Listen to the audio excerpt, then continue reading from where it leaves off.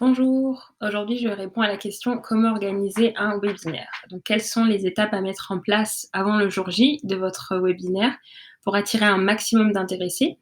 Je vais aussi vous partager quelques conseils pour prolonger l'expérience de votre webinaire. Donc premier conseil, je recommande fortement que l'équipe marketing et que l'équipe de vente travaillent main dans la main pour organiser ce webinaire. Ça peut peut-être sembler logique, mais c'est vraiment important que les ventes soient au courant de la date et de l'horaire du webinaire.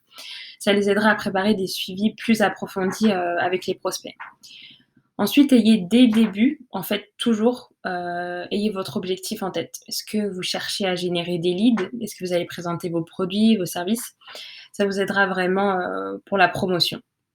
Avant le jour J de votre webinaire, pour vraiment avoir le temps de le promouvoir et d'augmenter, votre audience, prévoyez 3 à 5 semaines avant la date, de l'événement. Vous pouvez demander à vos collègues d'en faire la promotion, exemple en ajoutant le lien d'inscription au webinaire, dans les signatures de courriel. Ensuite, si vous échangez avec des panélistes ou si vous avez, prévu de faire un Q&A en direct, je vous conseille d'avoir, quelques questions déjà en stock, en fait. Vous pouvez, par exemple, demander, à votre équipe en interne de rédiger quelques questions qu'elles pourront vous partager. Enfin, pour le courriel d'invitation, testez vraiment les jours et les horaires, qui fonctionnent le mieux pour vous. Nous, chez Parcours Toi, on a tendance à envoyer, notre premier courriel d'invitation le mercredi, donc c'est ce qui fonctionne le mieux pour nous. Mais n'hésitez pas à en envoyer, plusieurs, donc envoyer des rappels, parce que l'envoi de plusieurs invitations, par courriel est vraiment bénéfique pour augmenter, le nombre d'inscriptions.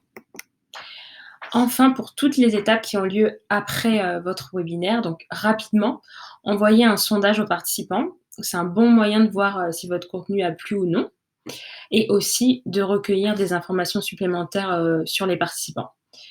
Ensuite, servez-vous de l'enregistrement de votre webinaire, donc vous pouvez l'importer sur YouTube. Nous, c'est ce qu'on fait. On crée une nouvelle landing page avec un formulaire pour que le monde puisse accéder, à cet enregistrement. Donc envoyez un courriel de rediffusion aux participants et aussi aux absents dans les jours qui suivent. Il y a de nombreuses, plateformes qui peuvent automatiser cette partie de votre workflow. Ensuite, proposer un webinaire à la demande, donc ça, c'est vraiment un super moyen de prolonger, en fait, la durée de vie de votre contenu et puis aussi d'encourager, l'engagement, après la fin de votre événement et aussi de générer encore plus de prospects. Et pour terminer, vous pouvez décliner ce webinaire en d'autres pièces de contenu, donc comme un article de blog ou alors découper votre webinaire en courtes capsules vidéo. Ça vous fera en fait d'autres contenus pour alimenter votre blog ou encore, vos médias sociaux. Voilà, on a fait le tour, des étapes, donc j'espère que ça vous aidera pour organiser votre premier ou votre prochain webinaire. Merci.